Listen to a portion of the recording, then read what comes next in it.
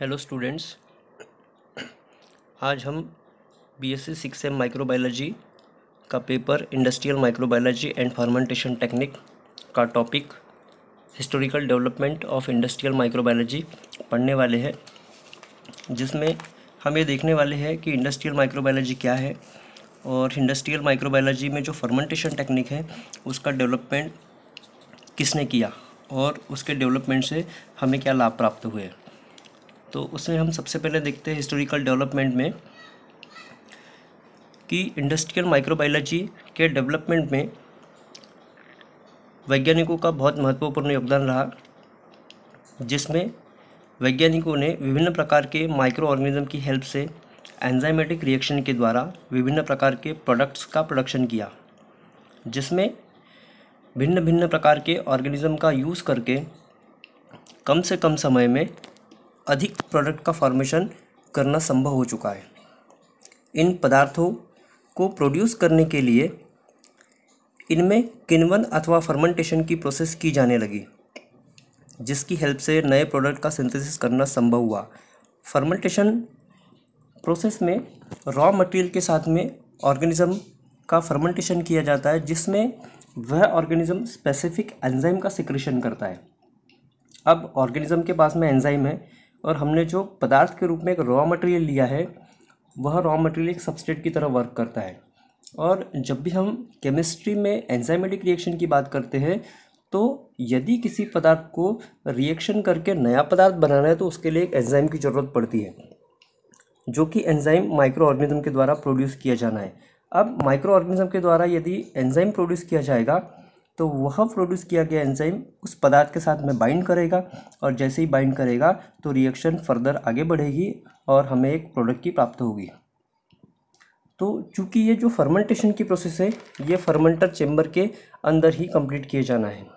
Fermentation unit में selected micro organism की help से ही एक स्पेसिफिक प्रोडक्ट का प्रोडक्शन किया जाएगा। अब हम इसमें देखते हैं कि ये जो फर्मेंटेशन टेक्निक है, इस फर्मेंटेशन की खोज सबसे पहले सन 1857 में लुईस पाश्चर, जो कि वैज्ञानिक है, इनके द्वारा की गई। ये लुईस पाश्चर एक वाइन प्रोडक्शन की यूनिट में वाइन के टेस्टर हुआ करते थे। जब इन्होंने पहली बार देखा कि ये जो वाइन है, इस वाइन का प्रोडक्शन किसी ऑर्गेनिज्म की मदद से ही किया गया है, तब उन्होंने देखा और सबसे पहली बार लैक्टिक एसिड का फर्मेंटेशन इनके द्वारा किया गया। ये जो फर्मेंटेशन शब्द है, इस फर्मेंटेशन शब्द की उत्पत्ति लैटिन भाषा से की गई है। इस फर्मेंटेशन यूनिट में भिन्न भिन्न प्रकार के सीरियल ग्रेन्स जैसे सोयाबीन, गेहूँ, जो फ्रूट्स होते हैं जैसे आपने सुना होगा महुआ, और अपने ग्रेप्स और गन्ना, इन सब का यूज़ करके हमें इसके साथ में एक ईस्ट प्रजाति का माइक्रो ऑर्गेनिज्म, जो कि फंगल प्रजाति का ऑर्गेनिज्म होता है, इस ईस्ट का यूज़ करके हमें फर्मेंटेशन को आगे बढ़ाना होता है। जो कि इस फर्मेंटेशन में यदि ईस्ट का यूज़ करते हैं तो ईस्ट एनारोबिक ऑर्गेनिज्म होता है, जिसके लिए हमें बंद तंत्र का यूज़ करना पड़ता है। अब हम ये देखते हैं कि जिसमें फर्मेंटेशन होने लगता है, तो फर्मेंटेशन के कारण जब प्रोडक्ट का फॉर्मेशन होता है तो उसके साथ साथ CO2 गैस भी रिलीज होती है। अर्थात हमें फर्मेंटेशन ये बताता है कि यदि कोई पदार्थ किसी ऑर्गेनिज्म के द्वारा प्रोड्यूस किए एंजाइम के साथ में रिएक्ट होता है और यदि उसका फर्मेंटेशन होता है तो उस फर्मेंटेशन में CO2 गैस रिलीज होती है। उस CO2 गैस के रिलीज होने से हमें पता लगता है कि हमारा जो डाला गया रॉ मटेरियल या पदार्थ था, वह पदार्थ फर्मेंट होकर दूसरे अच्छे बेनिफिशियल पदार्थ में कन्वर्ट होना स्टार्ट हो चुका है। अब हम इसकी डेफिनेशन देखते हैं कि वास्तव में फर्मेंटेशन, ये जो टेक्निक है, ये होता क्या है। तो फर्मेंटेशन टेक्निक में जो यूज़ करते हैं हम फर्मेंटर का, यह फर्मेंटर एक डिवाइस होता है जिसके द्वारा डिफरेंट टाइप्स के माइक्रो ऑर्गेनिज्म तथा मीडिया का यूज़ करके हम बेनिफिशियल प्रोडक्ट का फॉर्मेशन कर सकते हैं।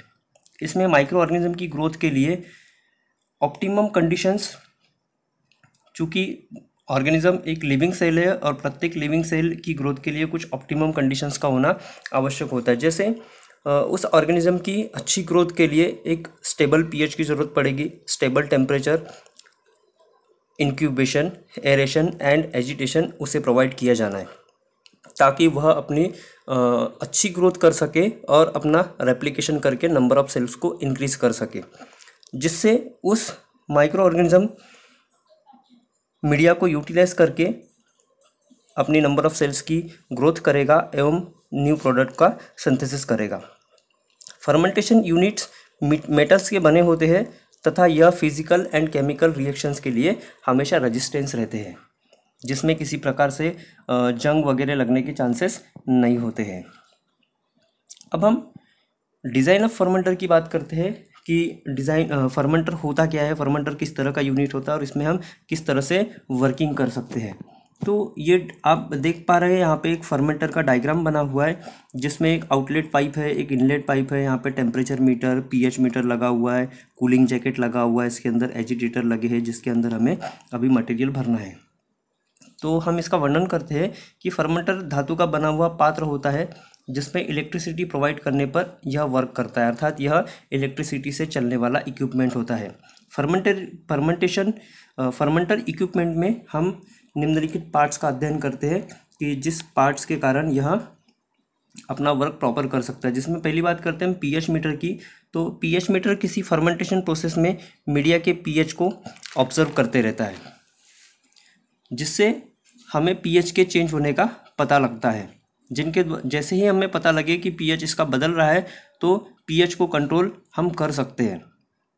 मीडियम के पीएच को कंट्रोल करने के लिए बफर सॉल्यूशन का यूज़ हमारे द्वारा किया जाएगा। यदि मान लीजिए कि इसका स्टेबल पीएच है और मशीन के स्टार्ट होने पर यदि उसके पीएच में कोई परिवर्तन आता है तो हम बफर सॉल्यूशन उसमें ऐड करके उसके पीएच को हमेशा स्टेबल बनाए रख सकते हैं। अगला होता है टेम्परेचर मीटर। फर्मेंटर यूनिट में टेम्परेचर को नापने के लिए एक थर्मामीटर लगा होता है, टेम्परेचर मीटर लगा होता है, जो मीडिया के टेम्परेचर में होने वाले चेंज को हमें बताता है, जिसे ऑटोमेटिकली कंप्यूटर डिवाइस के द्वारा हम कंट्रोल कर सकते हैं। चूँकि यहाँ पर हम डायग्राम की बात करें, छोटा डायग्राम है, किंतु यदि हम इंडस्ट्रियल लेवल की बात करें तो फर्मेंटर यूनिट्स बहुत बड़े बड़े होते हैं, जिसके टेम्परेचर को हम आसानी से देख नहीं सकते, तो जिसके लिए हमें उसे कंप्यूटर डिवाइस के साथ में अटैच करना होता है, जिससे हम उसके टेम्परेचर को कंट्रोल कर सकते हैं। नेक्स्ट पॉइंट होता है कूलिंग जैकेट। फर्मेंटर में बाहर की ओर एक जैकेट लगी होती है, जिसका कनेक्शन हम कूलिंग वाटर टैंक से कर देते हैं। जैसे ही मशीन का टेम्परेचर इंक्रीज होने लगता है तो हम कूलिंग जैकेट से कूल वाटर प्रोवाइड करते हैं, जिससे टेम्परेचर को हम कंट्रोल कर सकते हैं, अर्थात मशीन को ठंडा कर सकते हैं पानी से। अगला पॉइंट है एजिटेशन। एजिटेशन के लिए फर्मेंटर में एक शाफ्ट लगा होता है, इस शाफ्ट में कुछ इम्पेलर्स लगे होते हैं। एजिटेशन के द्वारा न्यूट्रिएंट में सस्पेंडेड माइक्रोबियल सेल्स को होमोजेनाइज्ड किया जाता है। मैकेनिकल एजिटेशन का यूज़ फंगल फर्मेंटेशन प्रोसेस में हम करते हैं। मतलब एजिटेशन जो होता है एक तरह से मिक्सिंग डिवाइस का काम करता है कि हमारे द्वारा डाला गया जो पदार्थ है वो जैसे ही हम उस एजिटेशन को हम इलेक्ट्रिसिटी प्रोवाइड करेंगे तो वो घूमेगा, उसमें कुछ स्पार्जस लगे होते हैं जो उस मटेरियल को ऑर्गेनिज्म के साथ में और डिस्टिल वाटर में मिक्स करता रहेगा। अगला पॉइंट होता है एरेशन। एरेशन का यूज़ सबमर्ज्ड कल्चर में माइक्रो ऑर्गेनिज्म की ग्रोथ तथा इनकी मेटाबॉलिक एक्टिविटी के लिए सफिशिएंट ऑक्सीजन एरेशन के द्वारा हम प्रोवाइड करते हैं। हमने पहले ही बताया था कि ईस्ट सेल जो होती है एनारोबिक होती है, जिसके लिए हमें बंदर तंत्र का यूज़ करना होता है, लेकिन कई बार ऐसे फर्मेंटर हमें यूज़ करना होता है, ऐसी प्रोसेस यूज़ करना होता है जिसमें हम एरोबिक ऑर्गेनिज्म का यूज़ करते हैं। जहाँ पर एरोबिक ऑर्गेनिज्म होगा हमें एरेशन की आवश्यकता पड़ेगी। अगला पॉइंट होता है हमारा एंटी फोमिंग एजेंट। तो मशीन को यदि हम इलेक्ट्रिसिटी प्रोवाइड करते हैं तो मिक्सिंग डिवाइस मीडियम को मिक्स करने का कार्य करता है। इस प्रोसेस में फोम का फॉर्मेशन होता है, अर्थात झाग उत्पन्न होता है, जिससे उस मशीन के अंदर कंटामिनेशन होने के चांसेस बढ़ जाते हैं।